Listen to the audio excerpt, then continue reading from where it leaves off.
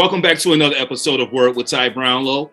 I am your host, Ty Brownlow. Remember, no one is worthless. No story is worthless. Today, ladies and gentlemen, I have a very, very special guest for you. And for all of my vegan lovers, I have a, wonderful, wonderful treat for you. All the way from Chicago, hometown, please put your hands together for Nem. Hello. Hello. That was wonderful. All right. That was wonderful. I'm great. How are you? I am good, man. First and foremost, I just want to thank you for coming on to the platform. And I am very interested to talk to you because you, sir, are the founder and CEO of the vegan chain Kale My Name. Okay, so you have two locations. We're going to talk about all of those in a second, but you have a location here in Chicago, up north in the Albany Park area, for those who are familiar with that, who are from here in Chicago. But you also have another location in Los Angeles, and we'll talk about that in a minute as well. But before we get into all that, all right, your background, as of course, the information that was sent over, I did a little bit of extra snooping, but your background is very, very diverse. You got your start in the hospitality industry and then in the food industry. Can you talk a little bit about your beginnings? Absolutely. First, I loved, and a couple of people would be saying that calling a two restaurant a chain. I don't feel like it's a chain, but we are manifesting, okay? So I do hope to be a chain one day, right? That's what I'm working towards. So I love saying that because manifestation. So my full name is Nemanja Golubovic. People call me Nieman, people call me Nem, people call me Nemo. But I am from Montenegro, which is a very small country in Europe. A lot of people telling me all the time, oh, you're the first person from Montenegro that I know. It's just because we're not that many. We are less than 1 million people in the entire earth. So I guess there's not a lot of opportunities to meet somebody from there. So I do hear that a lot. I grew up there till I was 18, and then I just wanted to do more things. It's just such a small country. So I wanted better education and to do more. So I moved first to country next to mine, which it's an easy move. It's called Serbia. We used to be even together when back time was Yugoslavia. I don't know if you're familiar with Yugoslavia. So that was an easy move. But after that, I went to Spain, to Madrid, then to Norway. Then I started studying in Mexico. Then I finished my college over there. And then I got my first job in hospitality, basically because I worked for the airline. I worked for the Qatar Airways. So it was a lot of customer service, and they're like very oriented 5-star customer service. That's how they call it. So it was a lot to learn about just customer service, which I liked. And I actually really liked being in the airline world. And I thought that that's something that I'm gonna end up doing. I was like, oh, I like being in the airline world. I think I'm just gonna do this in the future. And like, I really hope one day I can live in the United States where like I'll be able to do this. As I am growing up, my dreams or who I wanted to be are changing, which I believe it's a normal thing to do.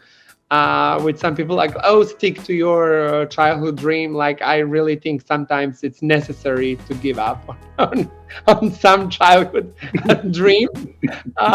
So it was changing for me from how I was getting equipped in life, I guess. And I sometimes think, oh, those are the things that I'm meant to do. Like, it was really natural for me to interact with people. I actually liked a lot.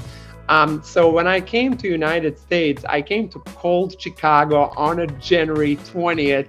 I moved in January, yes.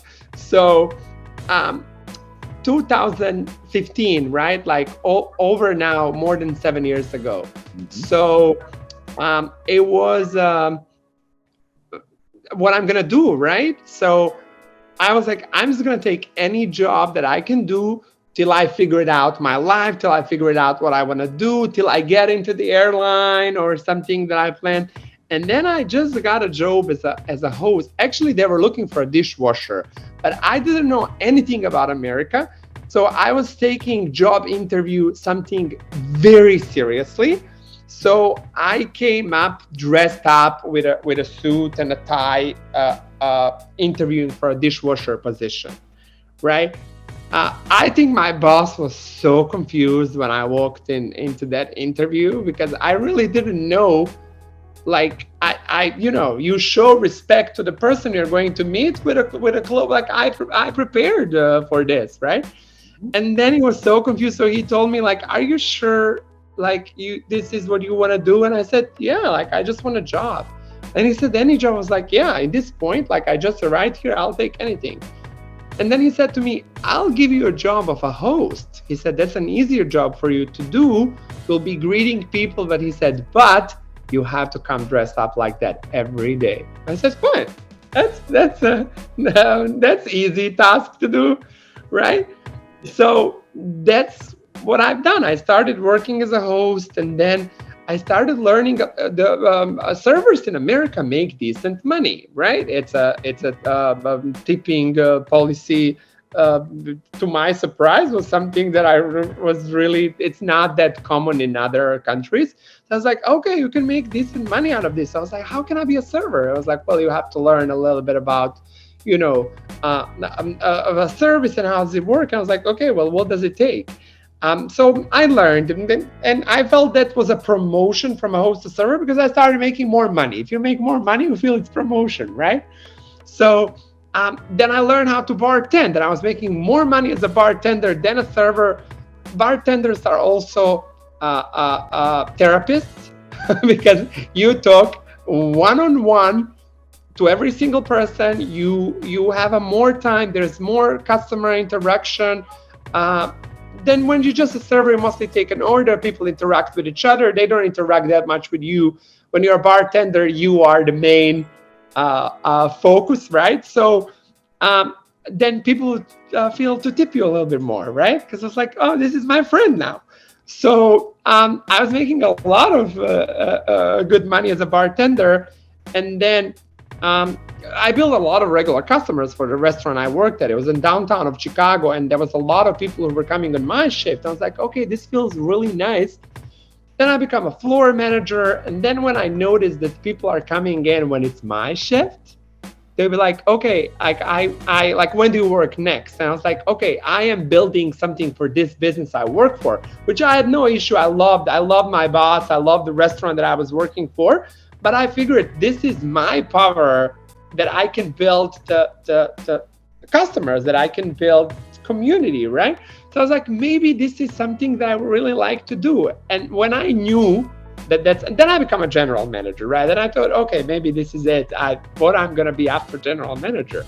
But when I realized I do want to open my own, was when I made friends out of customers. I started generally hanging out with those people out of work. And I was like, this feels right. And this is something that I would really like to do. And that's when the dream was born of me opening my own restaurant. Hey, look, let me just say this now, and ladies and gentlemen, if you haven't noticed the infectious energy that comes across when you meet him, I can understand, first and foremost, going into a job interview for a dishwasher with a suit and tie, I could only imagine the look on the manager's face. Like, are you sure you're here? This isn't the position I think you really want. But I think that's great for him to see, or to have the foresight to, like, you know what? Maybe this will, suit you a little bit better. And as you got more acquainted in the industry, in the food and, hospitality industry or what have you, you start to pick up these things, you start to make a little bit more money here. As you said, you moved up to host, then from host to bartender. And as you said, being a bartender, hey, I am like a therapist now because you're asking me for drinks. You're probably talking about your day. You're probably talking about people that I will probably never meet in life. But hey, if you feel comfortable enough with me to have these types of conversations while I'm, of course, giving you this beverage, by all means, fine, and I just want to say, just looking over, your bio, you lived in several countries, as you said, and you have been educated on international cuisine, this, that, or what have you. Like, talk to me about, okay, you just talked about, coming here to America, you're getting acquainted, you're meeting these people, they're like, you consider them friends because now you're hanging out with them outside of work, and people are coming to the restaurant for your shift, and okay, something's big, something big is coming on. But talk to me about how you make the jump, from that to opening up your restaurant, and how does, you living in several different countries and getting educated on international cuisine play a part in that as well? So, to continue right where I stopped, right? The dream was born of having the restaurant on my own, right? I went vegan in the meantime, and I have done that in America. And honestly, I feel like if I lived in my own country, I probably would not find this path in life. It's just because I never knew over there what is healthy, what is not healthy, what is good for you, what is not good for you. I never knew about animal agriculture. We don't have huge farms where 1 billion of animals live that don't have a place to walk. In my country, you can see cows on the roads. They're living their best life. You can wave to them. They're not being mistreated, even though the final outcome, it's the same, right? Mm-hmm. They will die for food, but at least you can see they're having some certain of a good life before that happens. And I don't think that's the case in a massive production that America makes. So that was making me think of this is maybe something that I don't want to do. And then I just was trying to figure it out about, my own personal health, and just learning a little bit more about food. So that's when I had a dream that I would love, if I do my own restaurant, I would love it to be vegan. But main problem where we are facing over there, right? And that I think it's the biggest problem with every person with a dream, funds, money. How do you open? It's a business, it's a restaurant. It takes a lot of money to open it. Well, in my case, it didn't take that much money, but I needed some. What I was doing, I entered in a debt, and worse kind of debt, because it was on a credit card. So I couldn't get a loan, right? And those interests are insanely high on a credit card. But I couldn't get a loan because every bank gives you a business loan once you already have a business. Because it's constantly, you're Googling and it says, oh, business loan, business loan, business loan. I was thinking, oh, wow, that's it. No, that's a business loan once you have a business. So they will loan money to your business, but they'll not give you money to open a business, right? So I was how do I do? Nobody gives you a startup loan once you have nothing to prove. Oh, I can do this, right? So I was just very careful with my credit cards, paying off on time, doing all of those things, and got some limits that I could actually use, but it's scary because it's not my money. I have to give it back. Mm-hmm. So I was thinking, okay, with a little money that I have saved and all the limits on my 4 different credit cards that I can pull together, and I think I can make this at least to take off. I didn't have the proper equipment. When we opened, I always say that we didn't have a fryer in the restaurant, but we had a pot on a stove with oil, and that was our fryer. Yeah. So that it's sometimes you have to improvise in order to. It was health department approved. It's not a problem, but it's not the most efficient for you to run a business. But what I'm gonna do when I don't have funds to buy a fryer at this point, I bought the necessary things. What I don't have. Let me just start, and then when the money comes, I'll buy all of those things. So that's how I've done it. Entering a horrible debt and didn't have a proper equipment, but started. and the rest it's history. Just like it's been wonderful. The amount of love and the support of everything that we experienced, that helped us. We have 6 fryers now, including the ones who are separate for the gluten-free items, including the one that are the items with gluten. So it's just great. But to answer your question about the international cuisine, I love food, but I think that's everybody. Like, it's like we, as the humans, we love food. So I ate a lot in a lot of different countries, and I remember like, oh my God, I love so much Colombian empanadas. Oh my God, from Venezuela, I love the entequeños. From Mexico, everybody loves tacos. Like, oh, from Lebanon, from the Middle East, I had the best lentil soup I have. And I was like, how do I bring all of that into the globally inspired menu, but make it vegan? So that was my goal. So I teamed up with a 2 really good chefs that were my friends at that point, because we were working at different restaurants together. And I was like, how do we make this happen together? Because I'm not the greatest chef, right?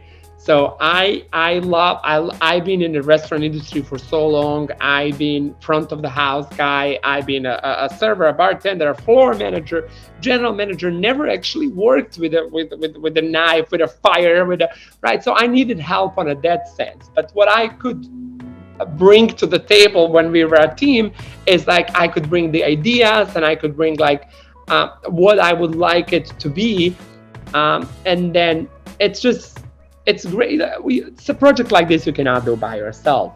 So it was good that I found those 2 employees that I first hired to build it with me, and it actually turned out to be exactly what I imagined there would be. The menu was absolutely perfect. We did it for so long, trying to make sure whatever I didn't like, I was like, I really don't want this in the menu. There's some people who would, but I was like, how am I gonna sell it? How, like, I understand, like, you like it, I don't, but how I'm gonna tell you, oh, it's so good? Like, I cannot, right? So like, I needed on the menu items that I personally like, because I felt, how I'm gonna be selling food that I don't, right? So in a sense, whatever is on the menu, it's some of the foods that I do like to eat. So that was my idea for a globally inspired cuisine. I already told you how it was my idea to be vegan, right? Mm-hmm. And then I already told you about how I didn't have funds, but I decided to take a risk. Well, first and foremost, let me just say, keeping that vision, being the visionary that you are, I mean, because you always knew, like, hey, I've been, all around the world, man, I've had this, I've had that, I've had some of the best, of the best foods, but how do I make these foods work for me? Like, I'm vegan now, like, how can I take all of my experiences and make that into something healthy? Because as you said, growing up in Montenegro, right. Hey, sometimes the options aren't sometimes the options aren't as healthy as you would like for them to be, but it's all about the exposure. So if no one's being exposed to the vegan lifestyle, then of course you're going to eat whatever, is the favorite or whatever you have around you, pretty much at the time. So I just think you having the vision to keep with it and like, hey, you know what? I know we have this fryer and everything, we have this pot and this stove and we're making it work and do what it do, but to keep at it and to stay consistent at what it is that you're doing. Now you have this chains, ladies and gentlemen. All right. Not just chains. Okay. Because hey, he's here and he's on the West Coast. So my thing is, if you can be in 2 places, hey, you're doing something great, But now tell me, how did you come up with the name Kale? Kale, my name. So I love saying this story because it's really funny. I had no idea what I'm gonna do with the name, but I already knew some items on the menu, right? So I knew I love Caesar salad a lot, and I love Caesar dressing. So we made a vegan one. It was so good. But I was like, I want a Caesar salad to be with kale.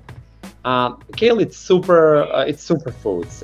It is so nutritious. It's so good for you, and it's disliked. People don't like the taste of kale. I was like, what if we make a way to make them eat kale and love it? Like put it in a Caesar dressing. You still get the benefits out of it. And I was like, I really want it to be a Caesar kale salad. While I was typing at night, it was late at night. I normally sleep early, but I was up because I was creating the concept and stuff and everything. As I was typing the Caesar kale salad, the Destiny Child song "Say My Name" was on my computer. Are you serious? And I'm dead serious. And as I'm typing "Say My Kale," it goes "Say My Name," and I'm saying "Kale my name," and I said it. And I thought it was funny, and I said, "Never mind." I went to bed later on. It's like 2 a.m. in the morning. I'm like this watching at the ceiling, and I'm like, "Kill my name, and nobody's around you." I was like, I cannot stop it. I was like, if did this to me, like, and if it's such a, like, I cannot get it out of my hand, like, I'm sure people will come on board when I say it is "Kill my name, kill my name." I texted a friend and I was like, what do you think? And I was like, oh my God, let me just make sure there's no anywhere dead in the world. Because like I had some name like, oh, eat your veggies. And then I Google and there's a store in India that it's called Eat Your Veggies. I was like, okay, this other name, I don't know, this I Googled there is somewhere in Australia or New Zealand. And I was like, I cannot do this. I was like, it has to be unique.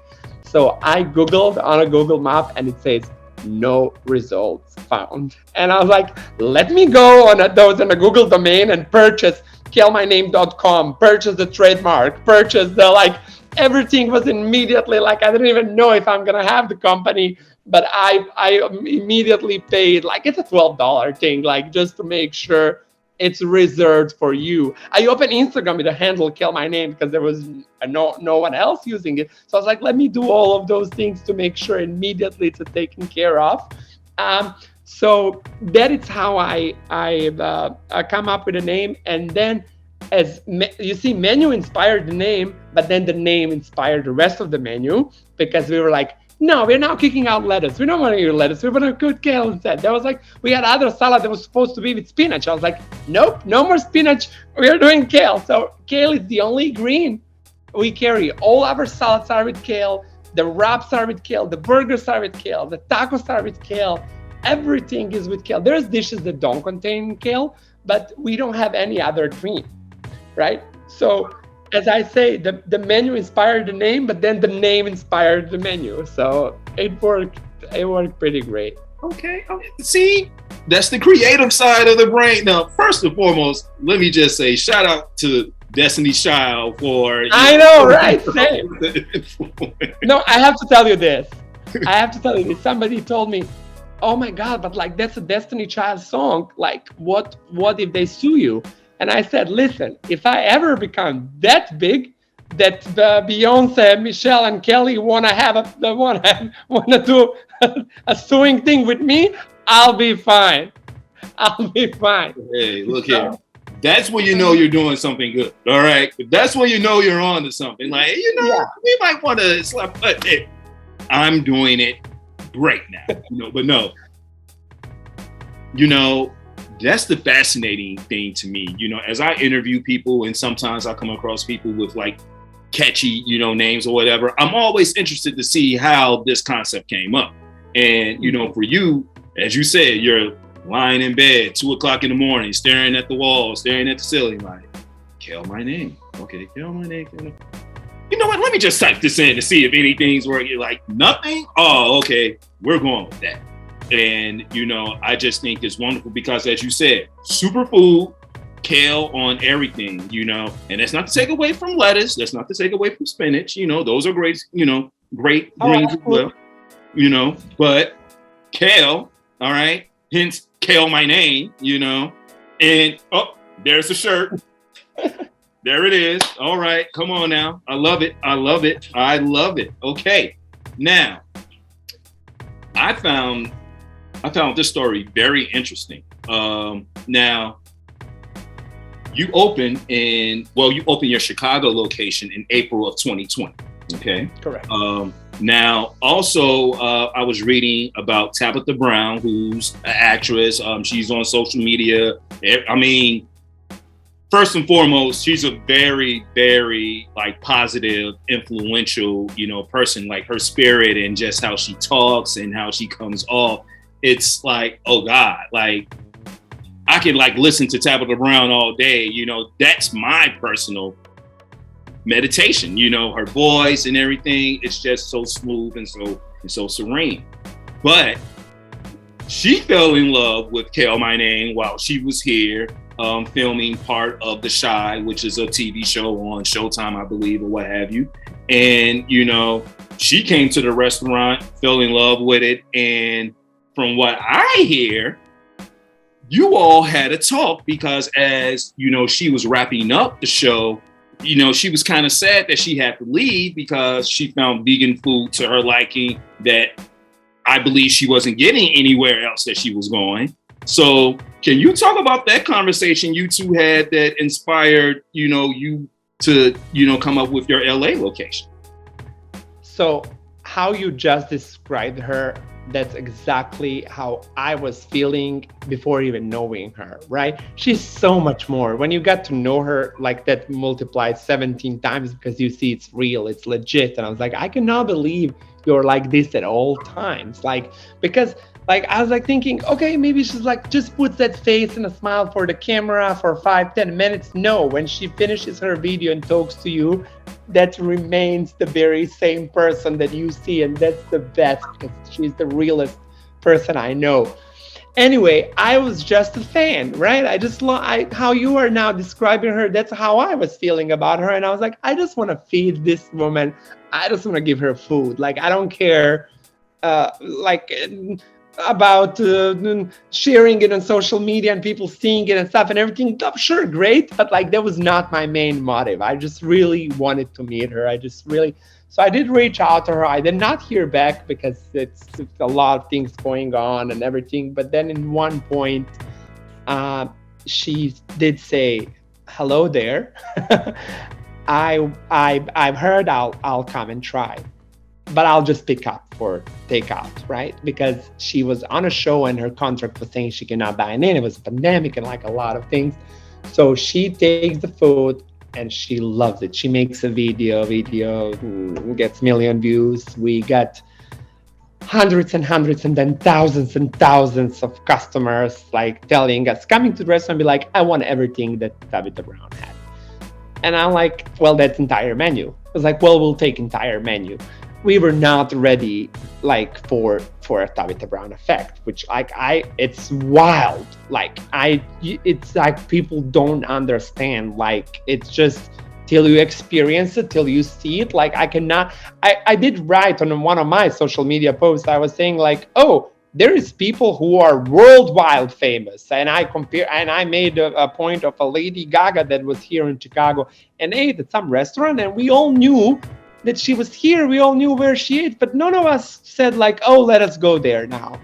It's just simply, there is right, you can be so famous, but there is no connection with you. There's her followers, her fans believe her and want to do the same as she's doing, want to have the same experience as she's experiencing. So the effect was insane. We went overnight from having 11 employees to 22. We doubled.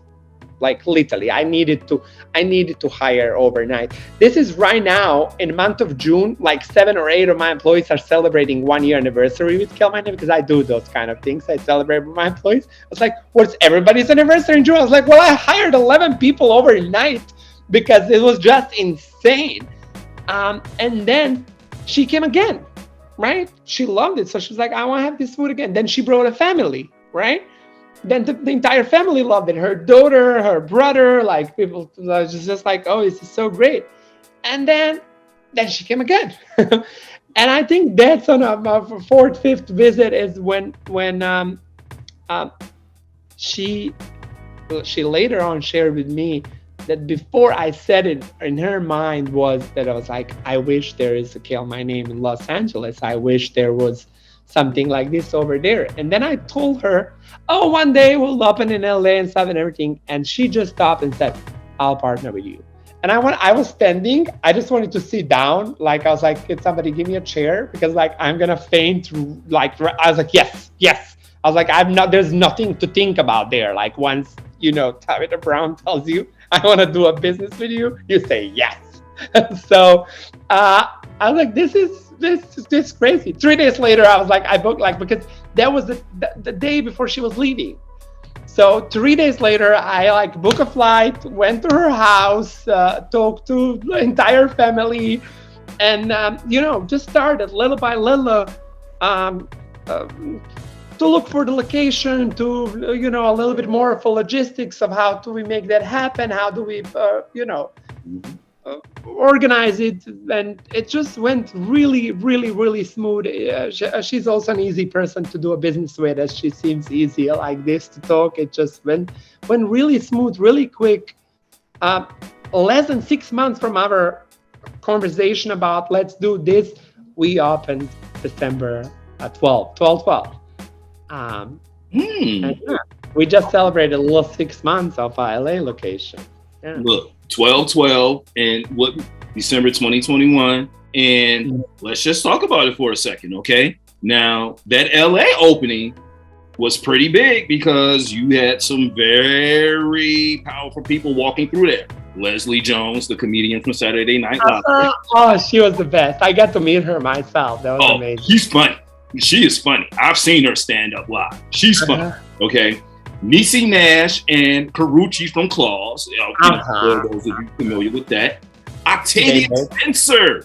Okay. That's my favorite. I just cannot. I mean, I love them all, but that's insane to me as somebody who loved like her movies and somebody who cried in the Millennium Park in Chicago on her movie. I don't know, you're from Chicago, so they play a movie. It's in Millennium Park. You can go like put a blanket and watch. That's the place I watched a Hidden Figures movie. Really? I don't know if you've seen it, but I've seen it in Millennium Park together with 1,000 people.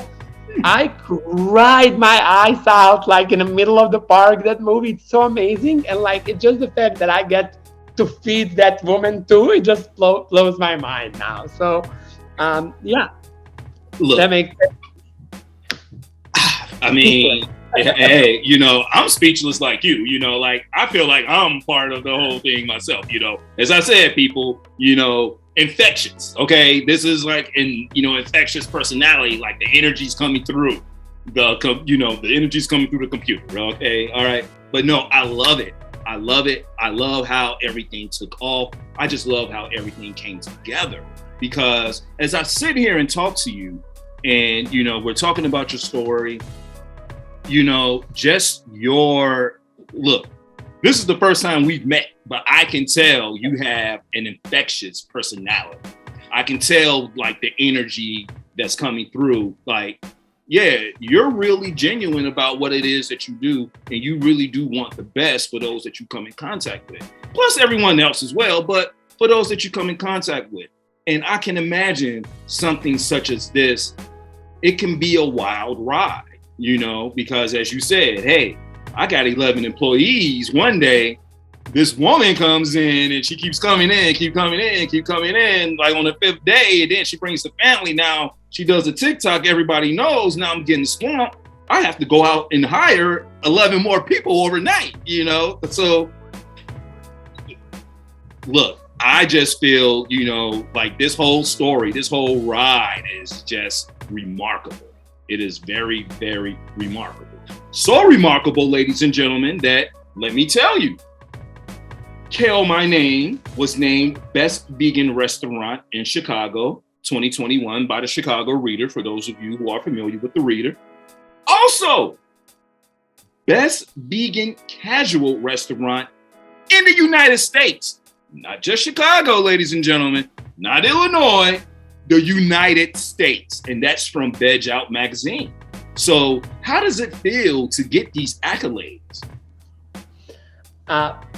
I knew about Chicago Reader from the 2015 because my coworker was voting on the best of Chicago every year, and I was like, oh, we were working in restaurants. It's like, oh, is our restaurant nominated? And she was like, oh no, and it was pretty great restaurant. So I thought that that's unreachable. I was like, oh, there's no way. Like, it's so hard to get nominated here.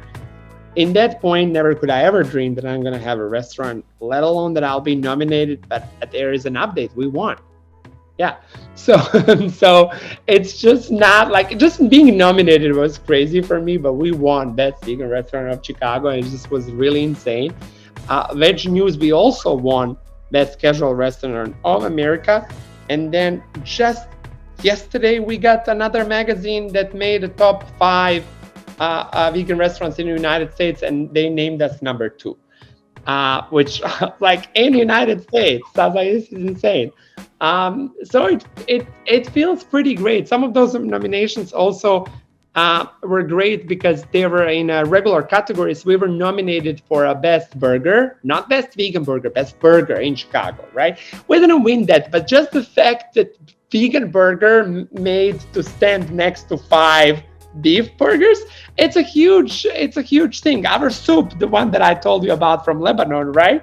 That soup got nominated for the best soup in a category with all the other soups, with a chicken and the chilies with a beef and all of it. So it's just, that's why I was like, dude, those are so dear nominations to me, because like it's just really going towards the future that I believe in. Because like, I don't know, 10, 15 years ago, when somebody says vegan burger, people will be like, oh, what? Like that's, now it is nominated as a best burger of Chicago, together in a category with a beef burger. So it feels surreal. It feels great, but also like a little bit, I'm constantly processing. I was like, this is all happening. And like, I'm sharing with my family and how the new ones are coming and stuff. And then my mom was the other day, I was like, oh, well, it's just a new day now. Like, she's like, I'm used to it. I was like, I'll never get used to it. Like, I get so excited for each and every new thing that pops up. I'm just like, this is so great. And it's because it's such a hard work. I know I'm sometimes making it sound like a lot of, flowers and rainbows and like everything. It is a hard work. It can be very stressful, and I care. So those are some of the things that help you feel like, here, you're doing a good job. Like somebody tells you, but also my customers are doing that. Like sometimes I feel like I don't even need those awards and stuff and everything, as long as some of my customers give me a hug and tell me like, oh, it's been so great, we loved it so much. The love and the energy that fills the room. And that's why I love so much doing together with Tabitha, because she's so that. She is the room. It's filled with the love, with the joy. When she's there, but then even when she's not, because that's what our customers are projecting, that's what our staff is projecting. So it is a lot of hard work, but those are the rewards. Like not just the physical one, here you won this, but also when a customer hugs you, I'm like, this just feels so great. I love it, like seriously, like I just love like your personality, it's like humble, but it's like joyous, at the same time. Like, look, I am thankful for everything, but let me just spread, my joy and love over here, over there. As you said, you're hugging customers are hugging you. They love the food, and like, I can only imagine, and you are correct, sometimes when you're building, your own empire, yes, there are stressful days. Every day is not a great day. But when you love what it is that you do, that sort of takes away sometimes, like, you may have your stressful moments, but they won't last long, because at the end of the day, it's about the love and it's about your purpose. And you, sir, are fulfilling your purpose, and I think that's great at the end of the day, So, hey, That's all to you. That's all to you. Thank you, thank you. That's why I agree with you. I feel like this was I was meant to do, and that's why I said it. It's important sometimes and okay for your dreams to change. There it is. Hey, look, I love that advice. I love that advice because, sometimes we can get caught up in worldly, ways or whatever, and what, maybe family or society or others may want us to be. And we totally forget about what it is that we want, or we're just dead set stuck on something that we know is somewhat safe in a sense, because, hey, I know I can do this and I can make a life for myself. But at the end of the day, are you happy? Are you fulfilled? I mean, are you changing, people around you? Like, are people around you, you changing, you or what have you? So just to do what it is that you're doing, I think it's just wonderful, But now let me ask, like, what are some of the more popular dishes at Kill My Name?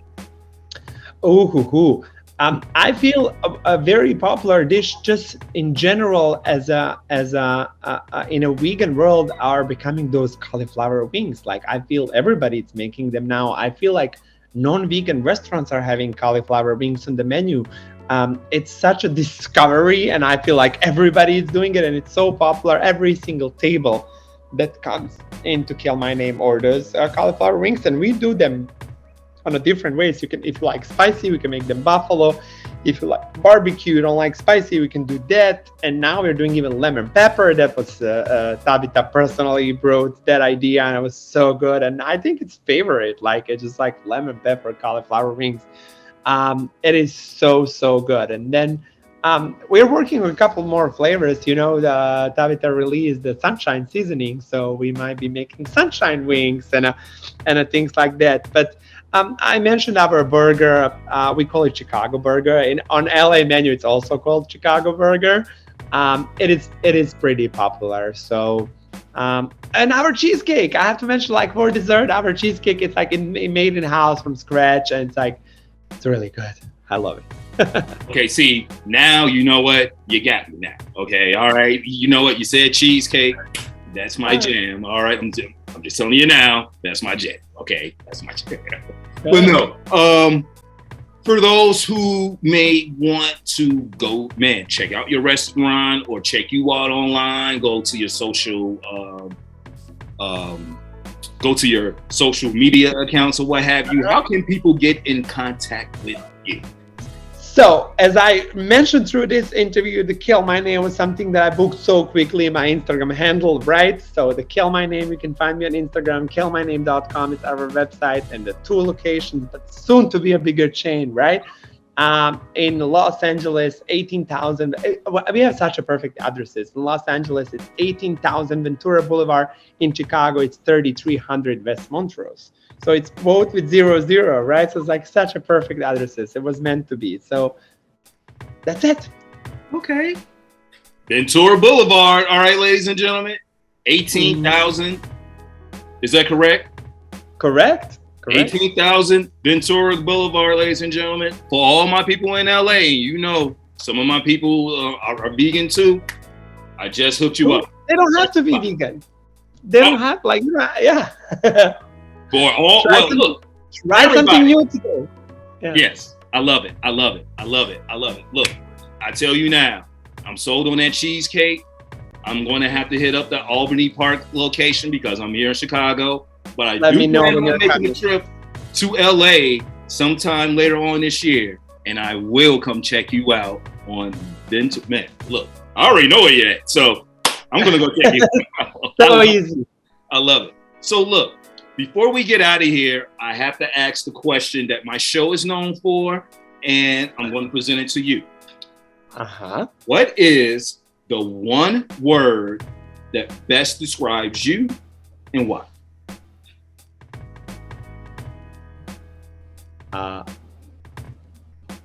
It's so hard to pick only one, but I would say passionate.